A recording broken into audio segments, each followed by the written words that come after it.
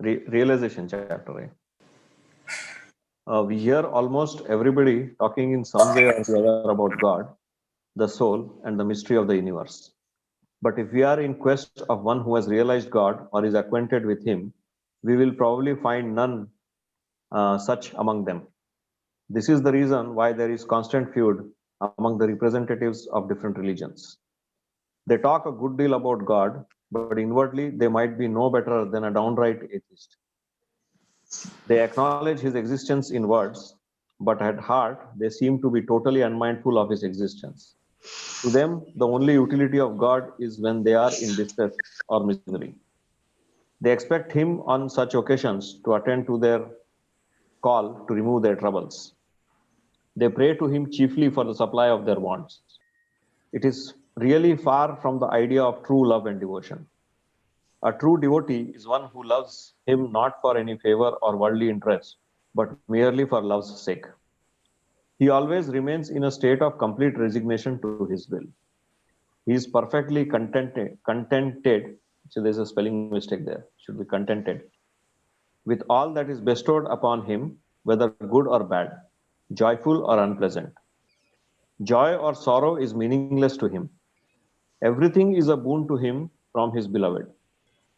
Such complete resignation and unquestioning attitude in all matters is the highest form of devotion. Resignation does not, however, mean that he should remain idle, doing nothing himself and depending all the time upon God, thinking that God will send him all that he requires if he so wills. God helps those who help themselves is a common saying which is literally true. We are failing in our sacred duty if we do not exert ourselves for the discharge of our responsibilities pertaining either to this or to the next world. The only thing which should be borne in mind is that we work in accordance with the will of God and feel contented with the result, whatever it might be.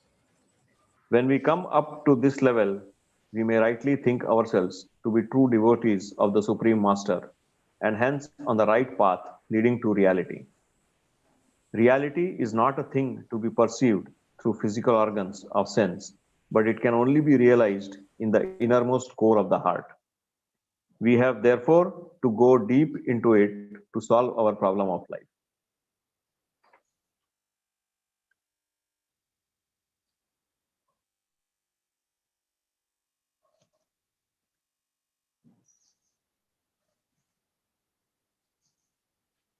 Any questions? Anything to add?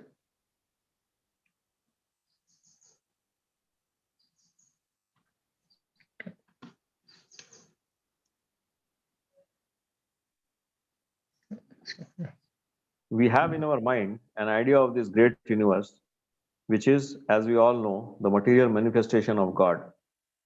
Generally, we look upon it as Maya or illusion to distinguish it from the unchanging absolute reality.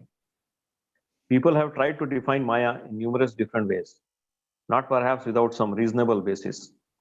It is really a godly power which has brought into existence the entire creation in its different forms and shapes, which regulates its entire working. We are all the while surrounded by this great power, and its effect is visible in all phases of our activity. We are whirling round within the glossy sphere of Maya, clinging at times to one or the other of the objects in view of thinking it to be reality. Our senses, feelings, and emotions give it a new coloring and mold our actions accordingly.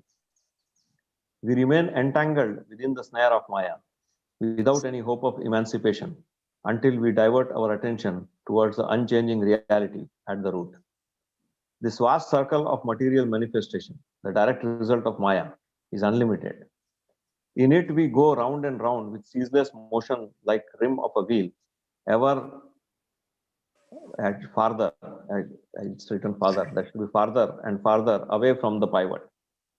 Just as every circle must have a center, so must this vast circle of manifestation have a center or base.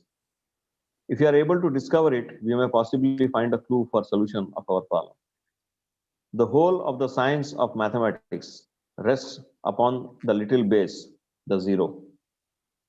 Now, for this limitless universe, we have to trace out a zero or base from which all planes of existence have started. Again, the center of a circle, if observed minutely, is in itself another smaller, finer circle. As such, it must have another still finer center for it. The same process continues up to infinity. In other words, each of the finer or smaller finer circles serves as a center of a bigger external circle. Reason or imagination fails to trace out an origin or end.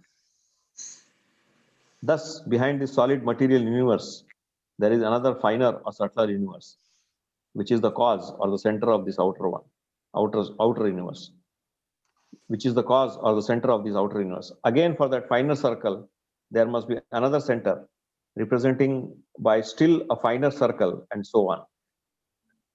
Putting it the other way, there may thus be innumerable circles, one after the other, round, round the unimaginable finest point, the center within, each circle in turn serving as the center of the next outer circle, till we come to the present solid form of existence.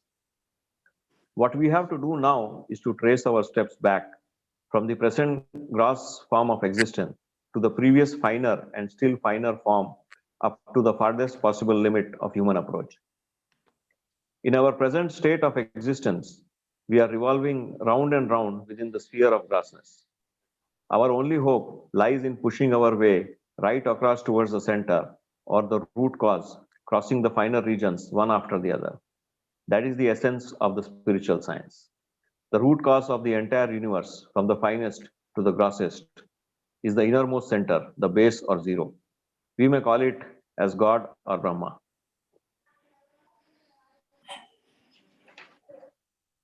I'll take a pause here. Again, this vast circle of material manifestation, the direct result of Maya. So it's again our meaning of it keeps on changing, and how subtly we look at these things will also keeps on changing. Initially, we may just look very much externally, then slowly we look more internally. So actually in our shloka, Srimad Bhagavad Gita, this feeling is echoed in the fourth shloka. Ishvara sarva bhutanam riddheshe arjuna tishtati brahmayan sarva bhutani yantra rudhani maya. So something similar Babuji Maharaj writes it. We are whirling round within the glossy sphere of Maya, clinging at times to one or the other of the objects in view, thinking it to be reality.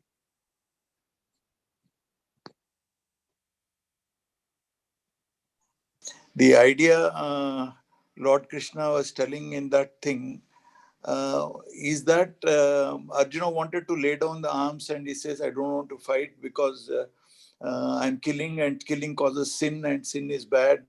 You should not commit a sin.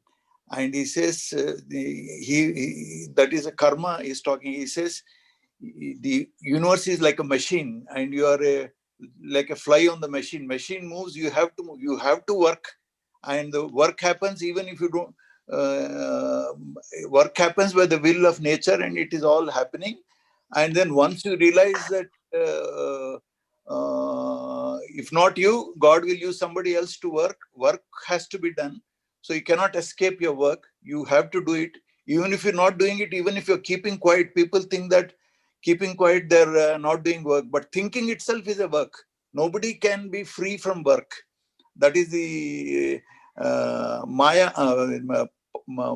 Power is like that. And everybody has to do some work. Even a lazy fellow also is doing work by thinking, imagining, living in a dream world. That is also a kind of work. But if you dedicate the work and do proper work, then that will lead you to salvation. And you are part, like a fly on the machine. Huge machinery is there. It will be working on its own. And then we are part of that machine, but we don't realize it. We think we are got independent will, and then if I don't kill somebody or if I don't do that job, I'm doing a good thing. He was ignorant of the reality that God is the mover and doer, and then your job is to do the job without getting attached to the fruits. And if you don't do the job, You cannot escape it. You will be forced to do the job. That is Maya is so powerful. It is in another places he says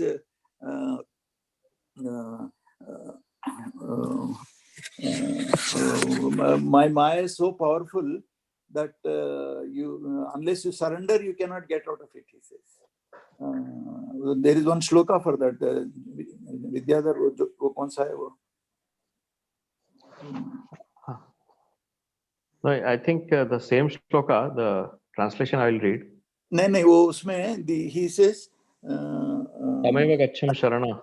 No. I forgot. I knew that word.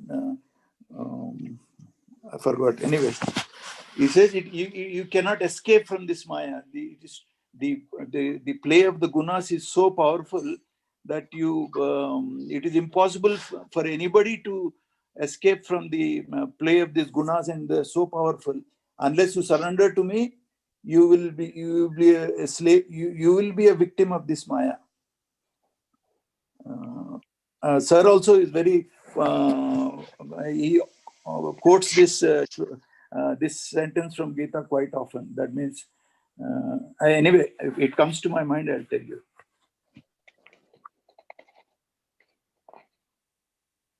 Vidya just struck my mind. Mama Maya Duratyaya, he says. My Maya is so deep. Mama Maya Duratyaya, that it is difficult to come out of this Maya. That's what he says. Unless you Sharanagati you have, it's not possible. That is the word, Mama Maya Duratyaya. It is difficult to conquer this Maya. That's the idea. Anyway, go ahead. Yeah. Yeah. So actually, in our book, these two shlokas are side by side. So 1861. एक बार अच्छा पढ़ दो ना, एक बार, because it is relevant to Maya. एक बार पढ़ के उसका थोड़ा translation भी कर दो. So Ishvara sarva bhutanam riddheshirjuna tishtati brahmayan sarva bhutani yantra rudhani mayaya. O Arjuna, the Lord dwells within the heart region of all beings, causing through his wondrous power, Maya, all the beings to whirl round mounted on a machine. The immediate next shloka is Tameva Sharanam Gaccha Sarva Bhavena Bharata Tat Prasadat Param Shantim Sthanam Prapsasi Shashrutam. Unto him alone, therefore, you surrender, O scion of Bharata, with your very being, through his grace, you shall attain to the supreme peace and the absolute. Okay. And following one is also there. Yeah. Yeah. Tite jnana makyatam guhyat guhyataram maya vimrushayata daseshena yathechasi tathakuru. Thus unto thee has been recited by me this doctrine, which is more mysterious than mystery itself. Ponder over it well fully, and therefore do as thou willest. Yeah. So here the idea of surrender to overcome Maya. Yeah. Maya, actually, Vedantic people, it is not real, it is not unreal. I mean, they describe it like that. It's but it's very powerful. Anyway, let's go ahead. The composition of man also is exactly the same as that of the universe. Just behind this solid external universe, there are innumerable others of the finer and still finer type. So behind this gross physical form of a man, there are numerous finer and still finer forms of existence. The outermost form is the gross body or Sthul Sharir, behind which there exists the astral body, Sukshma Sharir, and the causal body, Karan Sharir. Besides these three outer forms, there are innumerable other ones which are so fine and subtle that thinkers do not call them as bodies, but only as fine coverings around the soul. It is really very difficult to put a name for each one of them, which may be countless. With all these innumerable forms, from the finest to the grossest, the man is in existence in the material world as a true copy of the universe or the entire manifestation of God, represented by a complete circle from the outermost circumference to the innermost center or zero. Now the innermost center or zero of a man's existence and that of God's manifestation is really the same. Realization of God means the same as the realization of self and vice versa. The entire universe came into existence from the same point, the zero, through the process of evolution. Similarly, man's existence too developed from the same point. Vidyadhar, we have to note this point that Babuji's system is Raja Yoga, and here is a topic of realization is talking. And he is now saying that the center of the universe and center of man is the same. So actually, it fully subscribes to the Upanishadic Upanishad thinking evolved through three stages. One is dualism, one is Vishishtha Advaita. That means qualified monotheism, and then Advaita. Advaita is there's only one reality, and that is God. So the God is the source of manifestation of the world, and the same God is the source of manifestation of your soul and your Karan Sharir and Satlena. So the yoga which Babuji is talking, and it is Advaita, Shankara's Advaita only. There's only one reality, and that is God. Madhava, it automatically goes that everything else is Maya only, except the nothingness. Everything else is Maya only. అంటే ఇప్పుడు Maya is also godly power అన్నమాట. అంటే that is also God only. Yes. అంతే. So even our bodies which we are living now, after a few years we are dying. So that is a change of form, but it is our body is an effect. There is a cause and effect. The cause is God only. So God, the cause will be present in the effect also. So God is present in every animate and inanimate matter, because all the animate and inanimate matter is coming out from God. So the cause is present in the effect. So Maya is also the external world you're seeing is also God only. So that is that. Yeah. Do you say that it is it an expression of the God, or is it God? You say it is God only. Our mind, we are now, we are in an illusion that we are not God. We are God only, nothing. Our mind does not believe that it is God. That's a different matter. Even a mad fellow thinks he's a king. In the same way, you can consider all humanity are a kind of madness because they don't agree to the reality that they are God. You see, if you read Swami Vivekananda, he is very vehement on this point. He says, you should be fearless. You are gods only. You believe you're God, you become fearless. The truth is, ఇప్పుడు అందుకనే ఇప్పుడు శంకర దీంట్లో దీన్ని ఏమంటాడంటే it is like rope and a snake. If you are seeing the snake, rope is not visible.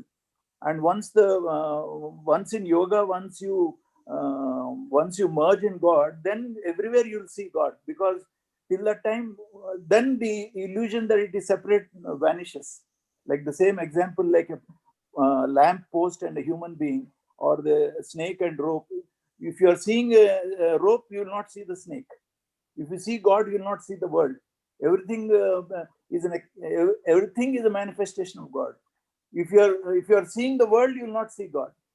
It is most of these optical illusions which you see, like the ways and the two faces. You see, the famous optical illusions are there. You can only see one aspect of it. You can see a flower vase, or if it flips, you will see two faces. In the same way, there's a very famous illusion of an old lady and a young bride. You can see either this or that.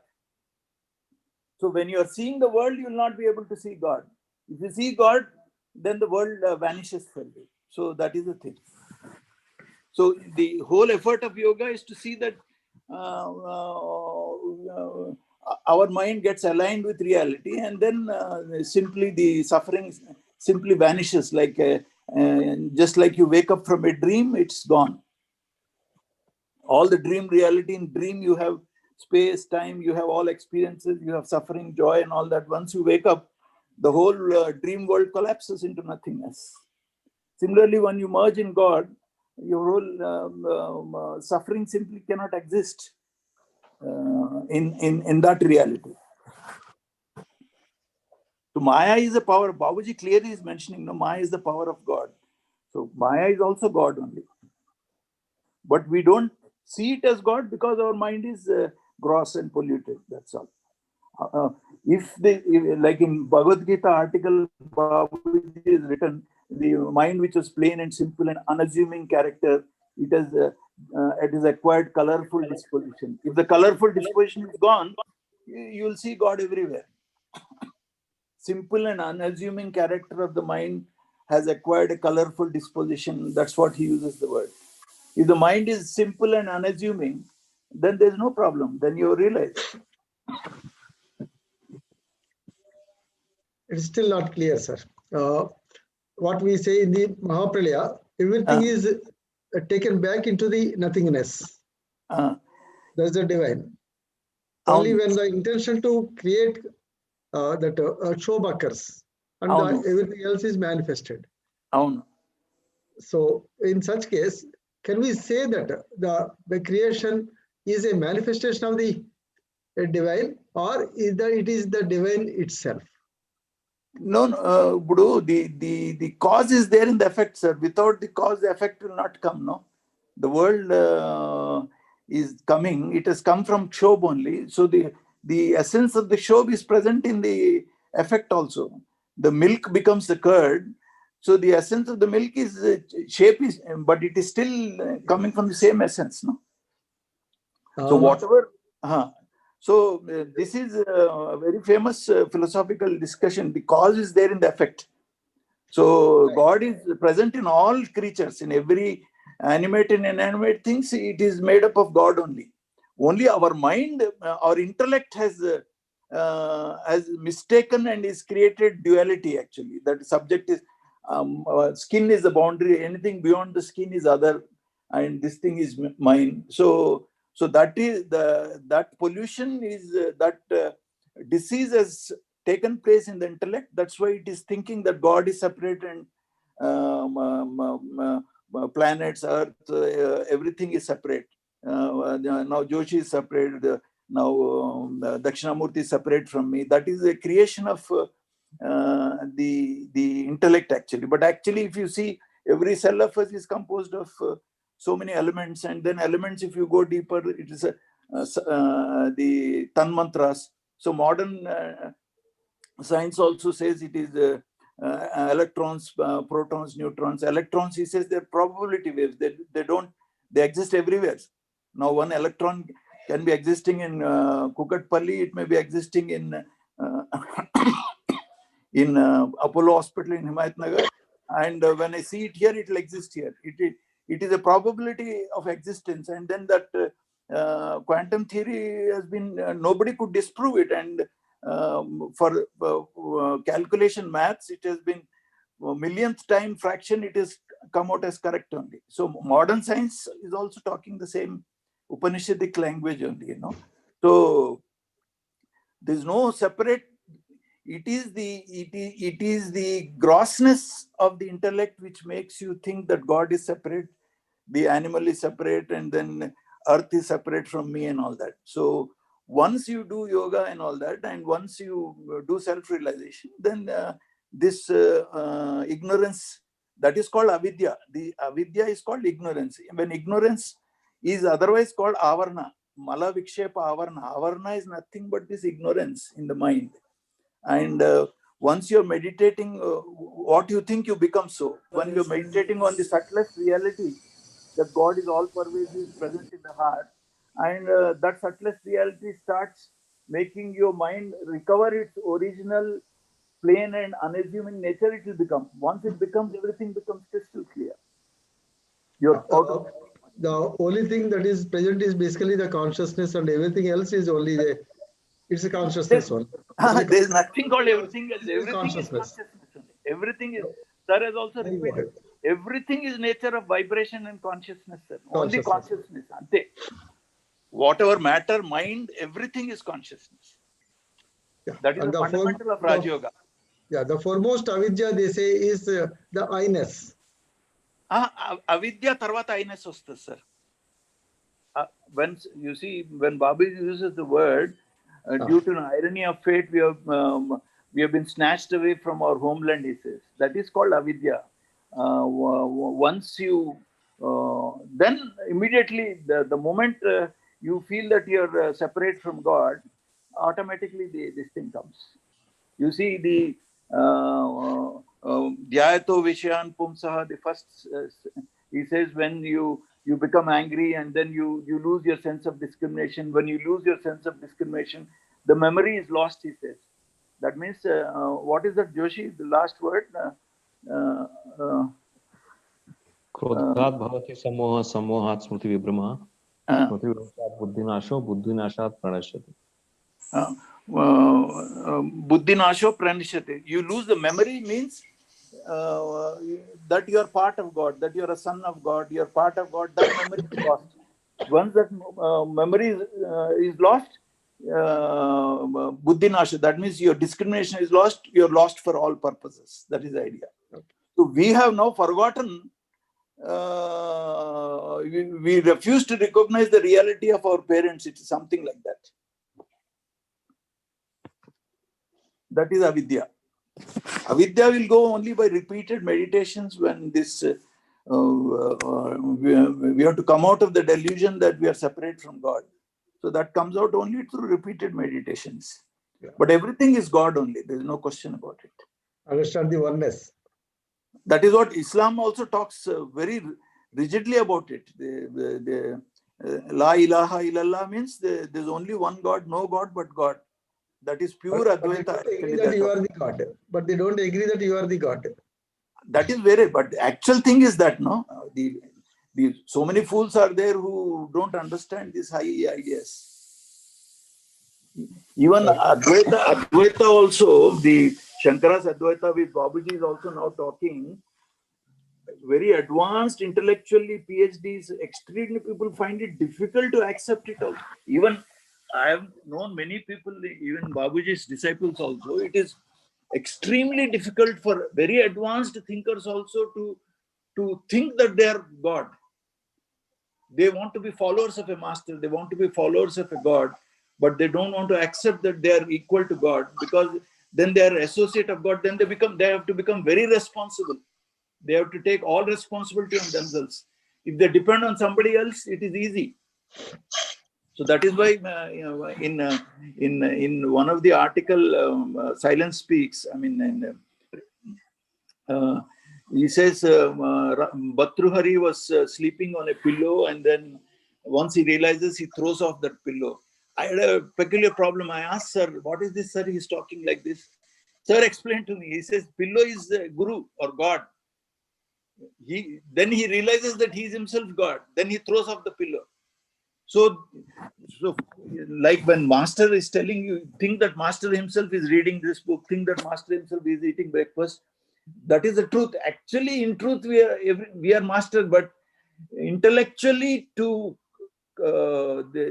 people shudder to think that how can an impure being be equal to pure, and then they don't want to entertain that idea that you are master. It is for extraordinarily intellectually pandits also. They'll very few people really have the courage to accept that they are God.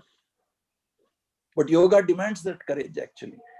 That is why Sir's idea was that because yoga was forgotten, our country became slave to political and all that. Because they have become devotional, they have become followers instead of yoga. Yogi he takes responsibility for himself. He doesn't depend on anything else. So actually, when we are saying, "Oh Master, thou art the real goal of human life," and you bring me up to that stage, you are asking that you are God only. I want to. That is the actual meaning. But then people do not have the courage to accept the truth also, because it is so tough. Actually, Advaita is very tough. It is not meant for masses. It is meant for highly evolved people, and then whose thinking is very refined, who are very advanced and spiritually very done a lot of practices in the earlier lives, can have the courage to think that they're part of God, and then it is not meant for 99% of the population cannot think like that. Sir. They find it, for them, God is separate and you are a devotee. You depend on God. That is the easiest thing. And most of the people all over the world, dualism dominates. No, God is there, and then we are subjects. You do follow some moral rules and all, you will go to heaven, or whatever it is. All religions finally end up as a dualism only. They think they're devotees of God and God will protect them and all that. Who's thinking of, who has the courage to think that he's no different from God? It is a very tough idea to swallow, actually. But truth is truth. We cannot compromise truth because we don't have the courage to accept it. I hope it's clear, sir. Yeah, okay. We should gather the courage because Master is saying we should have just faith in the Master. That's all. When Master is telling that the center for the universe and center for soul is the same, and you have to become oneness with that, when he's telling we should have faith, we should not allow our reason to create doubts in our mind, because that will prevent our spiritual progress totally. I hope everybody is on the same page as we are reading. So my point was, so when we say Maya, it is, as you said, it is really the creation of God, which means it has, as you said, the example of curd, right? It has the essence is basically the milk, and if we have to get back, all we today have is the gross form, right? So, and we know that particular gross form, or Maya, if we call it, has the essence of the real thing in it, essence of God. It's very difficult to define what is Maya, actually, because you can neither deny its existence nor it is there as well as not there. It is very difficult to define, but you know what it is. Yeah, but if suppose if I say this body is Maya, or the gross form, let us call it a gross form instead of Maya, would that the thing is, now you're coming to the point. This body is made of elements, and when we die, we are buried or burnt, and then it goes back to its elements. Thinking that this body is real is Maya. Correct. Feeling that this body is real is Maya. Whereas the real thing is the immaterial presence of Master. When our mind thinks of him, when the mind feels extreme peace and bliss when you are thinking of him, that is imperishable. That has got no death, because there is no birth for it. True. When anything is born, it will die. So God is beyond birth and death. So your soul is beyond birth and death. Body is a composition. It is composed of several elements joined together. Mind is also composed of several elements joined together. So any compound breaks down. Compound means it has come together, it will go back. Right. So thinking that this is not a compound, it is eternal thing. Yes, sir. But the problem is you are thinking because of the reflection of the soul in your mind, you are thinking this body and mind is real. True. That is Maya. Yeah. So the right thought would be that to know that this body is not real, but the essence that created this body is the real thing. I mean that essence. You cannot say not. It is real. It is real only, but it is a temporary existence. True. So you see, the correct way to think is you are a soul. You are having a soul having a body. That is the idea. So the body is an instrument for the manifestation of soul. I mean, we can think of it as a hardware and a software kind of a thing, where software is the subtle working behind it, whereas hardware is what is visible on the surface. Body is given for you to enjoy the world, and also help you to realize that you are of the nature of God. Body is an instrument, actually. If you think it is an instrument, it is correct. Instrument, after some time, you throw it off. That's all. After काम हो गया, तो हथौड़ी से nail मारे, हथौड़ी का काम हो गया, keep it aside. तो body का certain काम रहता है, वो काम होने के बाद body का जरूरत नहीं है. That is, So the soul is the real one and the body is Maya. Maya and word use check. It leads to it is a true reality and apparent reality. Okay. So It the is true reality transient is and only soul.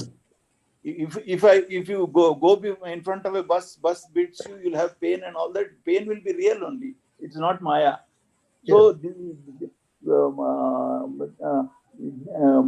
giving it a thinking that this is permanent is not correct. It's Thinking basically a that temporary one. temporary one. The soul Thinking is that the permanent one. soul is the permanent one. That is the idea. The body, mind, intellect. You see, the body, mind, intellect, the objects, feelings, and thoughts, they're all changing things. Continuously, they are changing. So, the changing things you will always change. But the unchanging thing is the soul. So, if you can call if you imagine that the changing things are the truth, in a way, the change is the truth. Change is the truth, but if you think and in a changing thing you cannot have happiness. Thinking that you'll get happiness in changing things is Maya. Yeah. I So think, sir, in the next paragraph, Babuji has. suppose for example I'm there, I'm very hungry and I get some delicious food, I feel happy. But if I now come to a conclusion that if I always get, so suppose you become old and your teeth is giving pain and all that, the situation changes. So imagining that this sensory pleasures will give you happiness is that thinking is Maya. So basically the soul is akin to the center of the universe. Exactly. Right. So the problem comes because of what is called the time, space, and causation. The mind is constrained. That is, the intellect is not capable of capable of imagining God also. So that is why you have to depend. That is why when we said that you're walking with the back towards the sun. So if you go towards the sun, your eyes will be blinded. So you depend on a guru who will take you to the God because he knows the way and all that. So that is why in spiritual life you require the help of a guide to lead you, because it is extremely difficult without a guru actually, because the mind is not designed to help you. And even natural selection, our sense organs are very useful. Without the sense organs working, we cannot survive in this world. But it is the mind and sense organs are designed for your survival, not designed to help you know the nature of reality. You see, so all our intellect and feelings and thinking are designed for achieving success in this world. Success in the means to live to escape death, or you to for striving of your physical life and striving to produce children and all that. The whole natural selection has been designed to see that you will survive in a hostile environment, when the animals are there praying for you, when there is no food available. All your sense organs and mind are designed for your survival in a harsh environment, but it is not designed for you to know about God. So that is why you require a guide actually. So when we say attempt the finite to reach the infinite, right, in our system, can we say that we are trying to feel the essence in the Maya and using that as a stepping stone to go to trace our route back to the origin? Maya is God only. That if you take the Babuji's, he says invariably you have to practice this. He says when you are in free time, think with firm conviction that God is pervading all animate and inanimate things, and try to remain in that thought as long as possible. This is a happy pastime as well, and will help you to, help you to remain in constant remembrance, and the mind gets purified. And as the mind gets purified, then the wheel falls off from your intellect, and suddenly the full glory of God will become visible to you. So when he is saying that God is pervading in all, the truth is that only. You read any poetry of any realized person, he'll be talking that only. So, but sir, the fallacy of human behavior is when we say Maya is God, we tend to then not worry about the essence. We tend to worry about only the Maya as God, and that is where word mat use we karo. don't get into that trap. No, don't use the word. The truth is, everything is composed of, when you take the Sankhya idea of the categories of matter, first is called Mahat. Mahat mein kya rehta is the subtle matter rehta, which is composed of Sattva, Raja and Tamo Guna. They are made up of 3 substances. Then due to the effect of Kshobh, what happens? Then what happens? One minute. Then it becomes gross. Then what is called Mula Prakriti. First is the Mula Prakriti, out of which the next grossening happens. That is called Mahat, or the intellect. And then further grossening happens. From that Mahat, the Ahankara comes. This is a cosmic ego. And from there, it divides into 2 streams. One is the Manas with sense organs and motor organs. The other is Tanmantras and Bhutas. So everything is coming from that Mula Prakriti only. And Mula Prakriti is coming from the God only. So, God is present in every atom. Indugalada, Anduleda is the truth. That is the truth. But because of Maya, we are not able to see the truth. That is the only thing. Sir, even here, Pujya Babuji has written the same thing. Now, the innermost center or zero of a man's existence and that of God's manifestation is really the same. Yeah, that's right. That's what. So, and realization of God means the same as the realization of self and vice versa. Vivek, are you catching the point? I want this to yeah. clear. Yeah. I mean, I was trying to tie it to this statement of ours, which says that I have to attempt the finite for reaching the infinite. So when I say attempt the finite, I'll tell you very simple. The idea of attempting the finite for the infinite is, finite means kya hai? Tum naukri kar rahe ho, you're earning money to pay for your food and for your rent and all that, school fees and all that. That is a finite thing. वो finite कर रहे, but वो कर रहे तो क्या कर रहे? You are now dedicating you are saying now you are slightly changing. You're doing the same work. You're earning money to provide for your rent and school fees and food and clothing and car, whatever, mortgage and all that. You're doing the same thing. Only a slight change in thinking you're doing. You're saying that this is the order of God. So whatever work I am doing, I am dedicating it to God. With that idea, your slight thinking is. What is the advantage of thinking like this? Once you do that, the doership is gone. Once the doership is gone, samskaras don't form. Once the samskaras don't form, the mind, starts reverting back to its original, pure and unassuming state where there is no coloring. Is you are getting rid of the coloring. Coloring is nothing but likes and dislikes and prejudices and notions. Those are all coloring. Those colorings will go away if you attempt the finite with the infinite in view. That is a practice thing to see that you are and then one of the important is, so once you dedicate it to the master, doership will, the doership will become weaker, and then you realize God. So that is a practice to realize God. And when you realize God, you're free from Maya. Once you cross the 10th knot and all that, you're free from Maya. You're realized. So the heart region, once you cross it up to the 10th, then there's no influence of Maya at all. So Maya is there. The feeling that is, if you see, just now I was reading with Dharmesh about Lord. The Lord don't want to enjoy freedom. वो pig says वो मेरे को कचरा ही खाना है, heaven में कचरा नहीं रहता, I don't want to go to heaven, I want to enjoy the earth only. ऐसा attachment to the world is extraordinarily powerful, you must have all observed in your own life how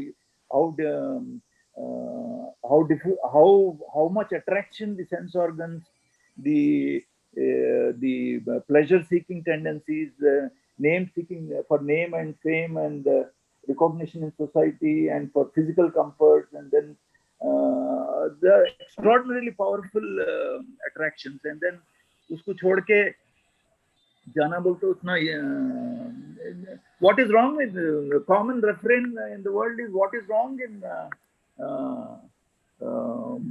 with this world? That's a common question people ask. So you have no answer for that. But then you can suppose you are a scientist and then you are doing some research on chemistry or some electricity, and then a small child comes, why are you doing all this work? Will it your work, will it give me candy? You're doing research, it will increase your intellectual knowledge, but the child will not understand. He'll say, ये इतना काम कर रहे हो, उससे मेरे को chocolate मिलेगा क्या? चॉकलेट नहीं मिलता, वो ज्ञान आता बोलते इसे पागल है. So several people are at different stage of spiritual evolution, you know. Yeah. So, but the disciples who have got attracted to Babuji are in a different strata of evolution, actually. Yes.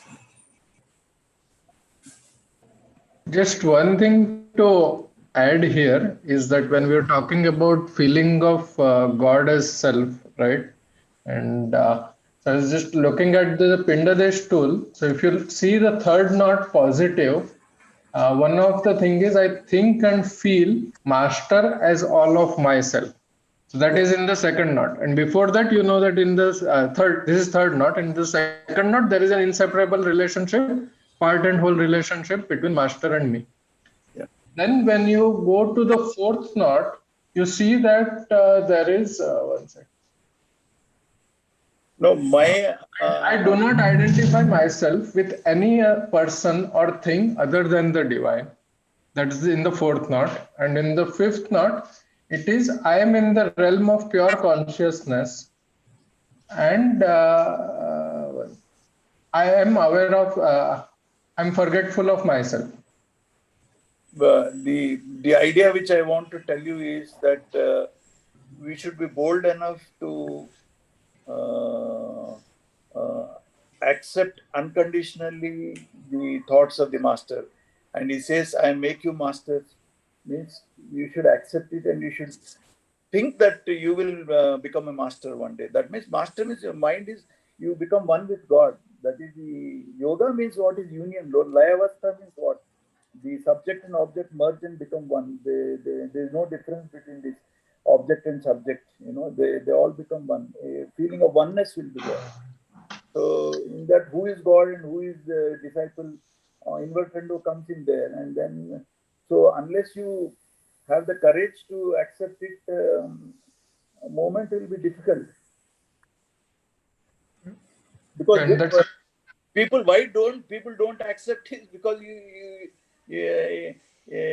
have to you have to become more responsible towards your own sadhana, and then you cannot duck under laziness, duck under the all those issues come up. So people find it easy to slip down the path of materialism. That is the reason why all these clashes take Samsthan also, so many people, why there is a feeling of groupism inside the organization, several organizations. It is basically because to feel from the heart requires shedding the ego, and which is difficult, actually speaking. But with the grace of Master, we have seen it is possible, and then it is definitely possible. So, but unless you accept that it is possible, it is very easy to fall a prey to ego, and then ego is nothing but materialism. Anyway, let's go ahead. If any further questions, we'll address towards the end of this talk, because it's a very lengthy topic actually. Okay, so we'll read ahead. Yeah. Actually, many of the questions which were raised, you'll see the answers coming in the next paragraph. Yeah. Yes. Anyway, that gives us a. we are in his footsteps if our thinking is getting aligned with his ideas. Okay, let's go ahead, please. Before the time of creation, the only thing in existence was the root cause, and the whole universe as we see it today was merged in it in the subtlest form, everything losing its individual identity.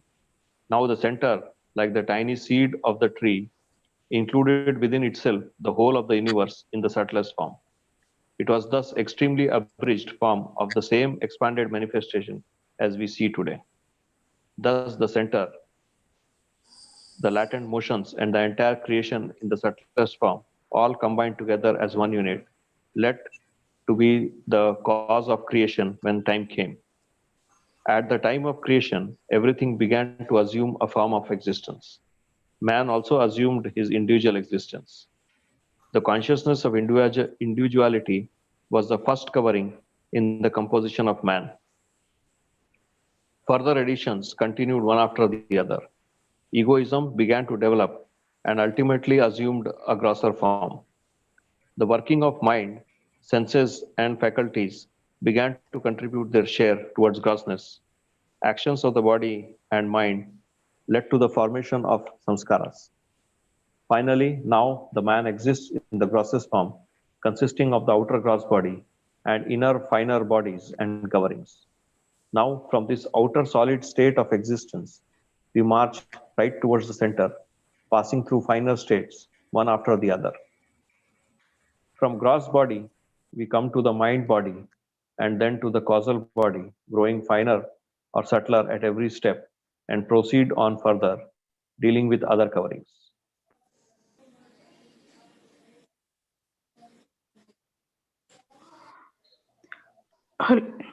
Yeah, go. Excuse me. Yeah. Sir, whenever it is said finer other coverings, what does it mean? Coverings are, the mind is there, and then it is a problem of language actually, and mind of God is there, and God, the influence of the God is not felt in the mind actually. So Right, sir. There are several wheels which form a barrier between you and God actually. And like suppose if I have a notion that I am a male person, if I have a notion that I'm a doctor, I'm an important member in society, that is a wheel from knowing fully about God. Like that, Right. notions form several wheels. Right. So if you're meditating on the subtle presence of divine light, all pervasive divine light, and the mind also, the that vibration which is extraordinarily powerful will break these wheels and then destroy those wheels, and then the divine light itself will push itself, and then it will illumine your mind, and then that is self-realization. Right, sir. Thank you, sir. Thank you. The process generally adopted for it is classified under three heads: karma, action, upasana, devotion, and jnana, knowledge, which offer common basis for all the different religions and creeds. The four elementary means, sadhana chatushtaya, adopted for the purpose, are almost the same everywhere. The first of these sadhanas is viveka, discrimination. We see many things in the world, but when we think of their existence, we find that they are changeable. That is, they are the different forms of Maya, as we generally call them. We are thus inwardly induced to go deeper in order to trace out the cause. Our attention is thus diverted from transitory things to that which is unchanging or eternal. Worldly objects thus begin to lose their charm, and we feel, in a way, attached with them. Unattached with them. Worldly objects thus begin to lose their charm, and we feel, in a way, unattached with them. This brings us to the state of vairagya, renunciation, which is known as the second of the four sadhanas. The state of vairagya is also brought about by certain other causes too. For example, when we are fed up with worldly objects, after indulging in them to our heart's content, we sometimes begin to feel an inward repulsion towards them. In such cases, our attention is naturally diverted towards some nobler ideal and we feel a bit awakened to godly thought.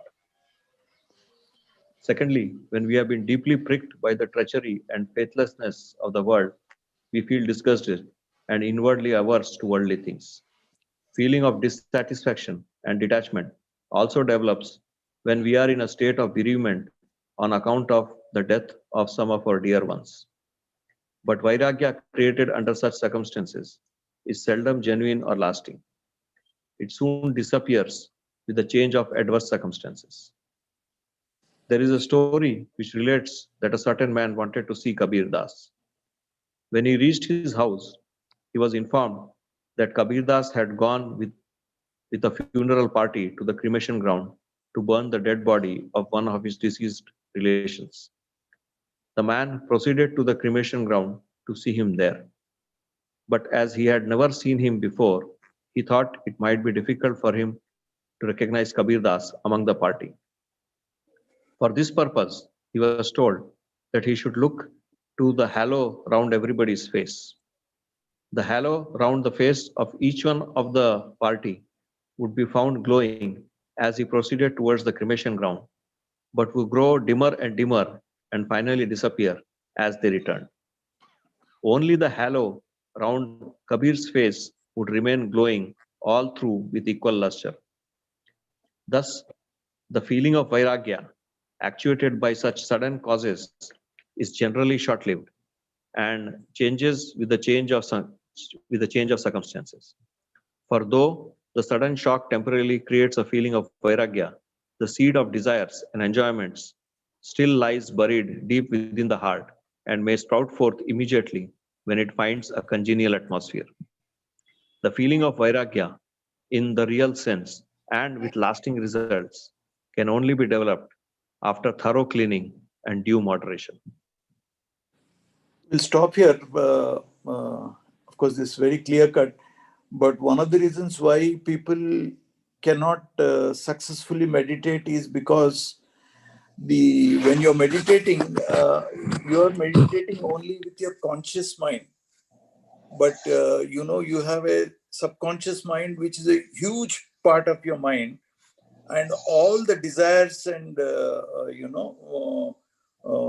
will be there in the subconscious mind, and those desires are actually forces which try to fulfill their objectives. If the powerful desire is there, that is a force which will expend itself. It will try to get the desire which it wants, and most of the desires are related to sense objects only.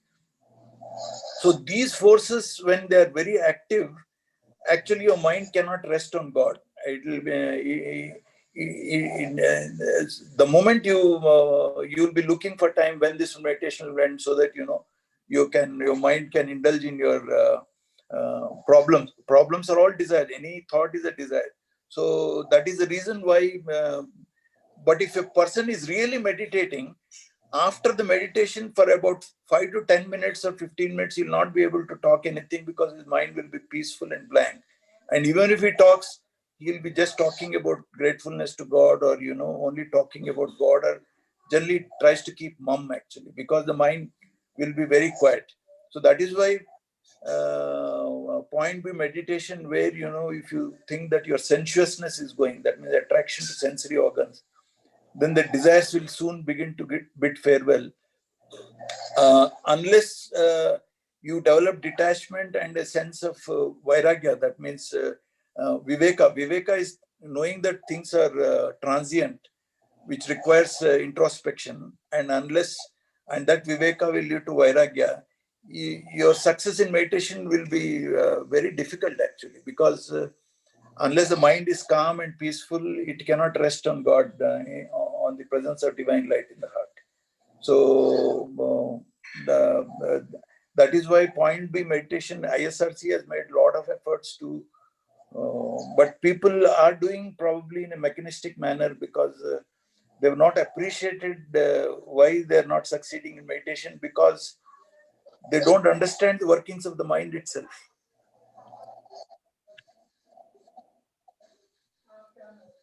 Okay. He'll be coming to the other two aspects. Two we have covered, Viveka and Vairagya. He'll be covering about Shat Sampatti. He gives a lot of importance to the first Sampatti called Sham. Sham is a tranquil state of mind. And he says, if you are meditating correctly under the guidance of a guru, and the guru transmits the divine impulse into your heart, you will get into the state of Sham. And trying to retain that state of Sham and tranquility is sadhana actually.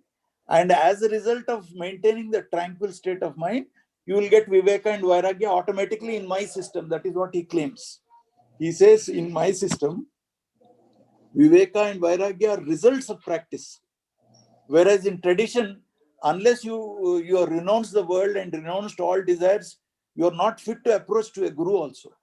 That is the traditional system. In all religions, even Islam, Christianity, Hinduism, Sikhism, everywhere, unless you renounce the world, no guru will accept you. Guru will test you severely. Even as late as the recent, very famous, reasonably very famous Babuji also, the Ouspensky and then Gurdjieff, they all would not accept disciples at all. They put them to a lot of tests, and if you pass those tests only, then they are willing to teach about spirituality. Babuji has dropped that condition. He says, because of my transmission, you will get into a state of tranquility, and it will be very easy for you to stay in your own divine condition by just practicing constant remembrance, by attempting the finite with the infinite. When your tranquility will continuously remain. As a result of the tranquility, you don't want to lose the tranquility. Automatically, all habits which are related with enjoying sensual pleasures, the value changes. As Kabir Das says, your life is so valuable. It is just like a most expensive diamond, and you exchange it for a few cowries. He says, for a few paise, you are exchanging the value. So once you enjoy the extraordinary calmness which comes when thinking about God, the value and when compared with that sensory pleasures like eating food or sensual enjoyment, sexual pleasure, and whatever it is, they pale into insignificance when compared with the value of that peace which comes. Here it comes in driblets, where all conditions are favorable, then only your desires are fulfilled, then only for a short period you will get joy, and then that is also evanescent. It just like a vapor, it vanishes so quickly. Whereas here, it will be for long periods at your will, and then of a very higher order, and then the value of, once you enjoy and you know the value of that peace and all that, then naturally you will give less value to the pleasures of the world. That's why the worldly people will find you, ye to pagal hai, ye kuch enjoy nahi kar raha, he is not enjoying anything. That's what they think. But we actually think that they are pagals. So that's the thing.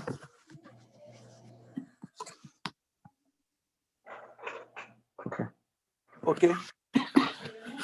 We'll go ahead. The automatic clarifications will come, because let's finish it. Vedantins practice Vairagya in a different way.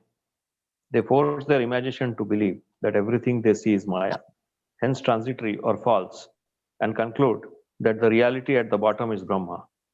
They apply the power of will to strengthen the thought so much so that they get habituated to it, causing modification in outward actions and habits only. Hence, the effect is mostly merely external.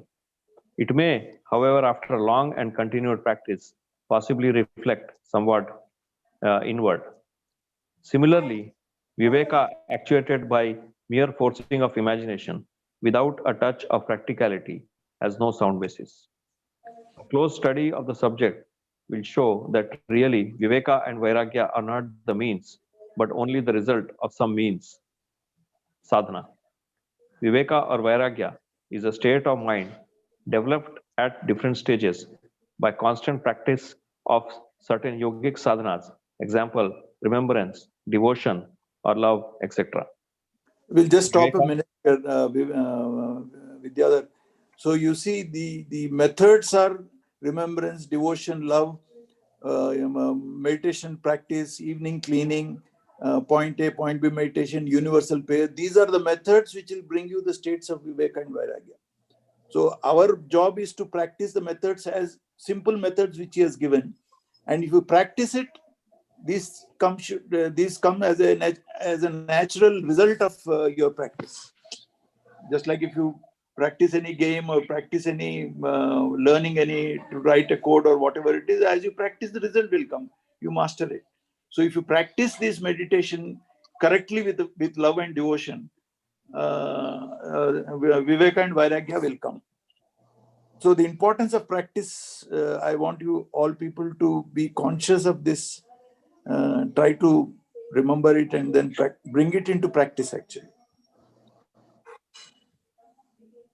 Viveka in true sense never develops unless the senses are thoroughly purified. This happens only when mind gets properly regulated and disciplined and egoism or ahankar assumes the purified state. Thus it is that Viveka is in fact the result of practices followed in order to bring about the desired results. Now Vairagya, the second sadhana of the Vedantists, is likewise the result of Viveka. They are thus the stages of elementary attainment in yoga and not the sadhanas or means of attainment of the stages. In Sahaj Marg system of yoga, Viveka and Vairagya are not treated as sadhanas but are left aside to be developed automatically by an aspirant during his progress. It starts from what is known as the third sadhana of Vedantis, which consists of 6 forms of spiritual attainments known as Shat Sampatti. The first of these sampattis is Sham, which pertains to the peaceful condition of mind, leading to a state of calmness and tranquility. When we practice it, Viveka and Vairagya follow automatically. That's what, Vidyadhar, I want you to stop. This is the unique feature of this system. When you sit in meditation and when it is supported by pranahuti, you will be in a calm state of mind. And you have to, if possible, try to retain the tranquility stretch it as far as practically possible. And then you are involved in doing some work and all that. While doing the work, if you dedicate the work and you're working for 8 hours or 12 hours in our office and all that, when you come back from the work, automatically the subconscious thought will come to the surface and your same tranquil state will start prevailing again. So the mind will, subconscious mind will, that is a suggestion you are giving, and subconscious mind will, it is a simple executioner. It will execute your order. And the worship is going on in the subconscious mind when you dedicate the work to the master. So that is why when in 73, the centenary celebration, it says we don't give proper suggestions to the mind. This is the suggestion we have to give practically. And this suggestion, the mind will, subconscious mind will implicitly obey it. You don't have to have any doubt about it. You can practice it. It's a really enjoyable thing to practice in that way. Okay, go ahead.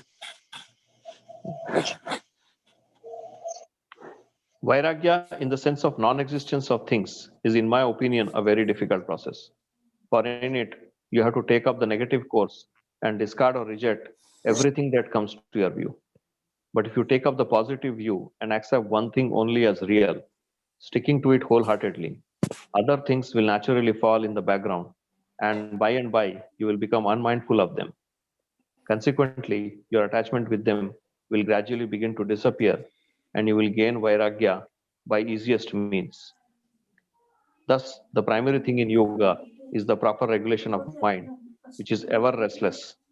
It creates numerous ideas and thoughts, imparts stimulus to the senses and faculties, and sets the body into action. Everything good or evil originates from the mind, and it is the mind alone that governs all our feelings, emotions, and impulses. Thinkers have classified the tendencies of mind under 5 heads. The first of this is known as Kshipta, which is the disturbed condition of mind, including all feelings such as hunger, thirst, anger, sorrow, and desires for wealth, fame, etc. The second, Mudha, includes tendencies which which promote sluggishness, indolence, or sloth. The third, vikshipta, pertains to the tendency which drives the mind away from sacred thoughts and brings about the haunting of numerous irrelevant ideas at the time of meditation. The fourth, ekagravritti, is the tendency which makes our attention fixed on one thing only. The last one, nirodh, is the tendency which brings the mind to a perfectly self-contained state, free from complexities and disturbances. To achieve this last stage, sages have generally advised the well-known Ashtanga Yoga, that is, Yama, Niyama, Asana, Pranayama, Pratyahara, Dharana, Dhyana, and Samadhi. Under the Sahajmarg system of training, we start from Dhyana, the seventh step of yoga, fixing our mind on the point in order to practice meditation. The previous steps are not taken up separately, but they automatically come into practice as we proceed on with the meditation. Thus, much of our time and labor is saved by these means. So, Vidyadhar, just a minute. Now he says the previous steps are not taken up separately, but they automatically come into practice. So now he is giving you various parameters to self-assess you in your. It will be reflected in your diaries whether yama, niyama, asana, pranayama, pratyahara have come or not. Dharana.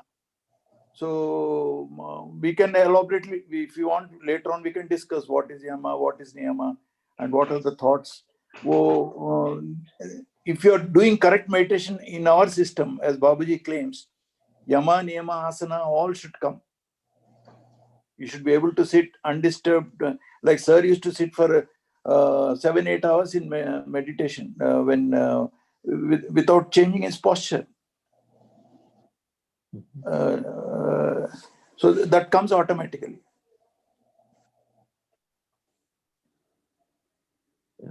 I want people to note that you should watch yourself whether this yama and niyama are coming or not. Yama is satya, ahimsa, asteya, parigraha, brahmacharya is coming or not.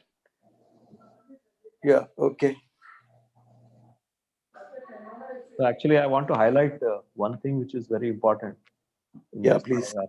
Because vairagya is traditionally treated as running away from worldly life and treating like sannyasi ethic, right? Yeah. People are scared of this word, that we are giving up the word. But he says that we have to stick to the positive view and accept one thing only as real, sticking to it wholeheartedly. Other things will naturally fall in the background, and by you'll become unmindful of them. Consequently, your attachment with them will gradually begin to disappear, and you will gain vairagya by easiest means. So this is a very important difference in our system, that we treat vairagya as attachment to God and not detachment from the world. Attachment to God leads to detachment, or rather due attachment.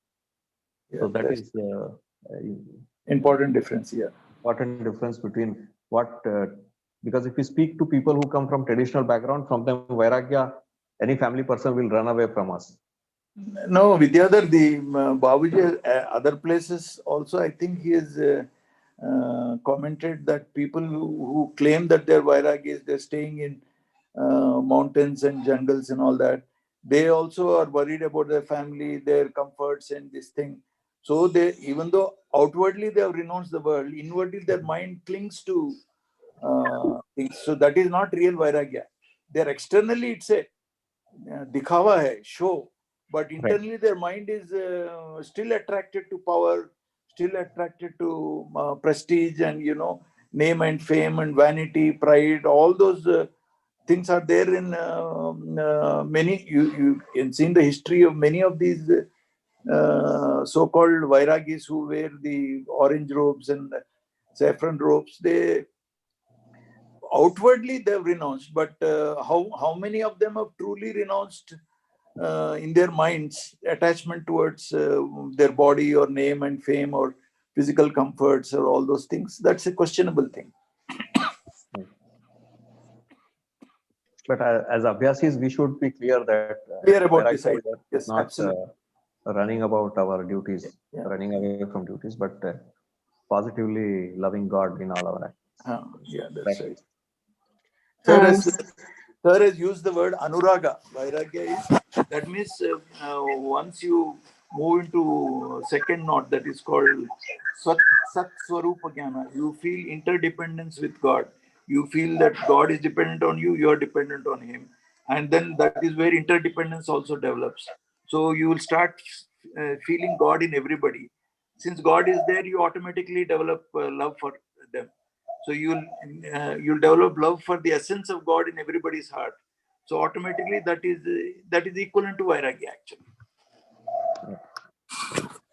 Sir, I would like to share that there is a very nice talk by Pujya sir about this. Yeah. In Telugu, I think it's there in Telugu. I've heard it like a couple of years back. He talks about the 5 states of mind. First, ఇవన్నీ ఏమంటే మళ్ళీ అవన్నీ చెప్తారు. తెలుగులో చాలా చక్కగా చెప్పారు అవి. అవునవును, తెలుగు టాక్స్ బాగుంటాయని. I don't remember the name of the talk, but I can search for it. But it's very nice. Yeah, let's go ahead. Just one thing I want to add is here when Master says that in Sahajmarg system of yoga, Viveka and Vairagya are not treated as sadhanas, but are left aside to be developed automatically by an aspirant during his progress.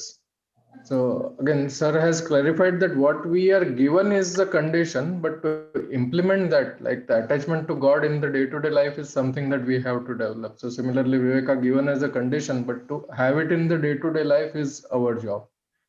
Yeah, that's right. In short, we start our practice from Sham, the first of the 6 sampathis of the third sadhana of the Vedantis, and devote all our attention to the proper molding and regulation of mind, which is easily accomplished by the help of the transmitted power of a worthy master. Vidyadhar, please stop here 1 minute. What we are now, this exercise of reading books is only to dwell in his thoughts, but it has to be, each sentence has to be contemplated and reflected upon, and then try to dwell on that thought for long period. Then only that thought sinks into your mind and then becomes part of your consciousness. That is called ayavastha. So here I want you to highlight. I'm stopped it here because I wanted to highlight the ideas of Babuji, that and devote all our attention of the third sadhana in Vedantis, and devote all our attention to the proper molding and regulation of mind.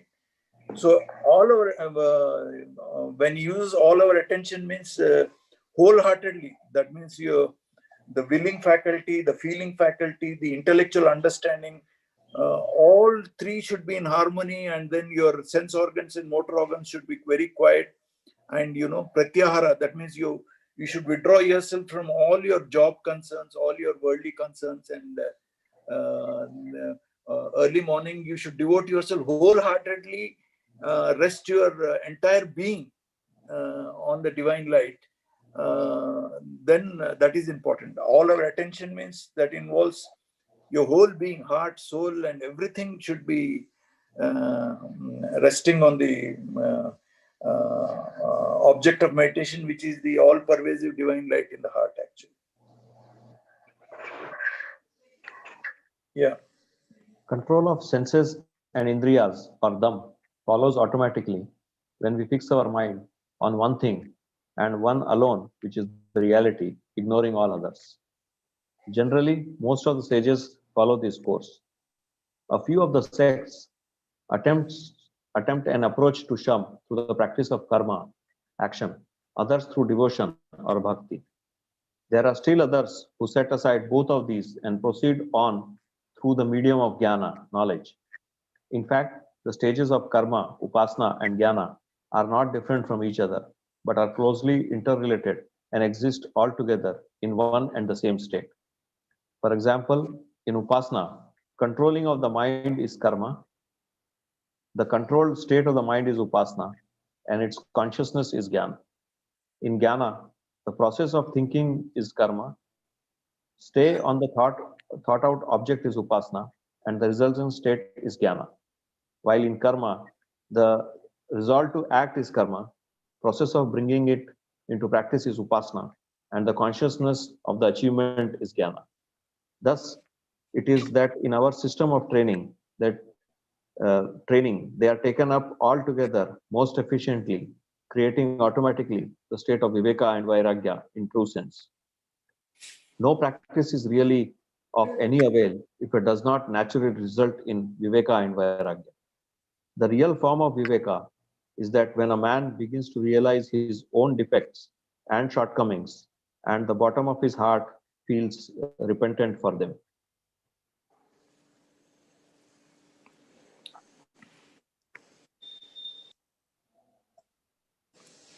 I will go ahead, no? Yeah. We have dealt with the first two sampattis. We now come to the third, known as uparati, which means self-withdrawal.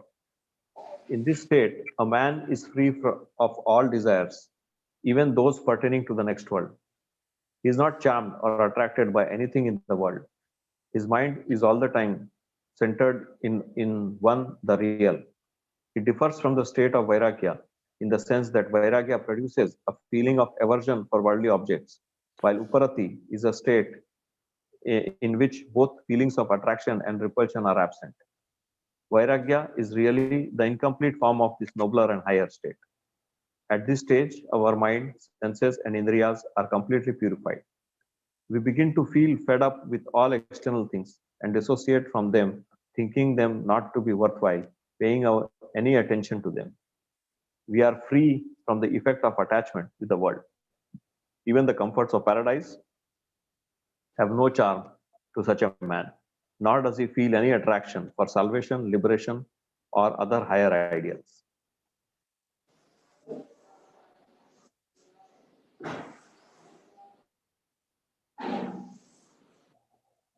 So he's talking about uparati as the third sampatti.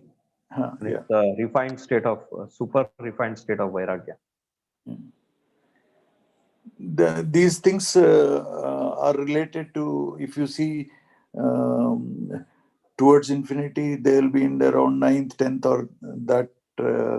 If you read that, it will be coming into those stages actually. Right. Yeah. The fourth sampatti is titiksha, or the state of fortitude. At this stage, a man is perfectly satisfied with what is allotted to him by God. He has no feeling for injury, insult, condemnation, or appreciation. The fifth is Shraddha or faith, which is a very high attainment. It is very different from the preliminary state of artificial faith as discussed in the chapter entitled Faith. The last one is Samadhan, which is a state of settledness to the will of the master without even the consciousness of it.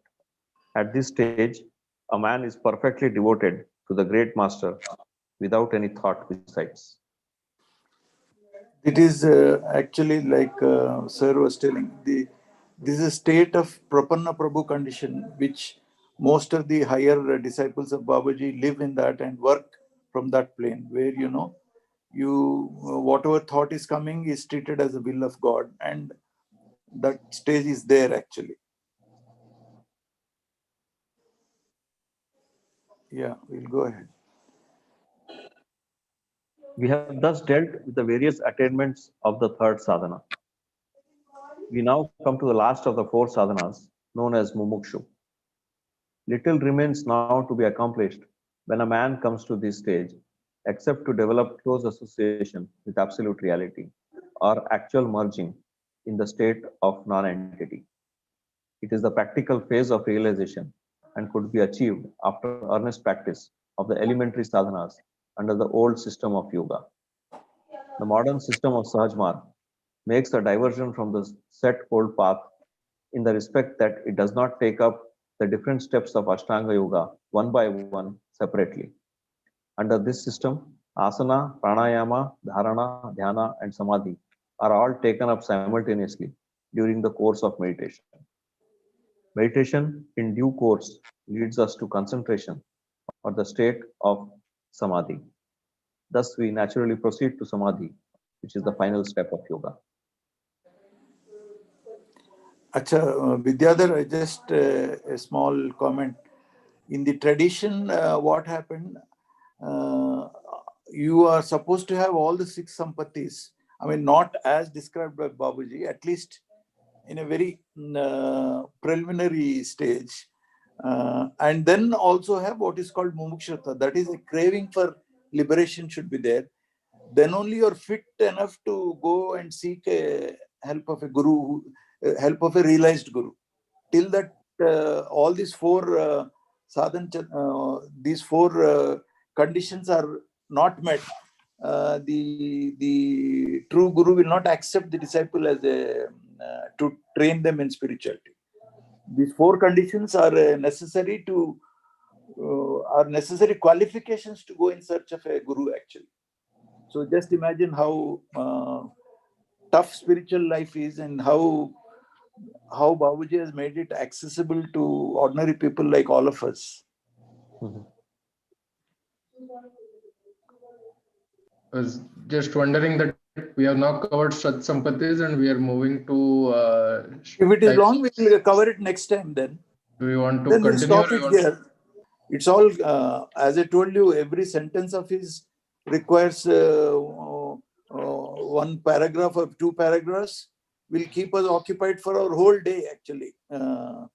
It is an academic thing. I mean, this is spiritual training is just like you're appearing for an MS examination or PhD thesis or something like that.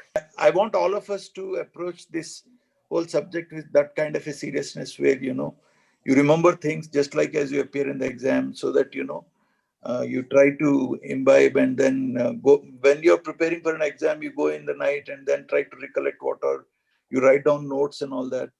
So in all of us also, when you're reading his books, I think we should make our own notes, so that once we make a note, it gets remembered in our mind, and then we'll be able to tell his system to others correctly, actually.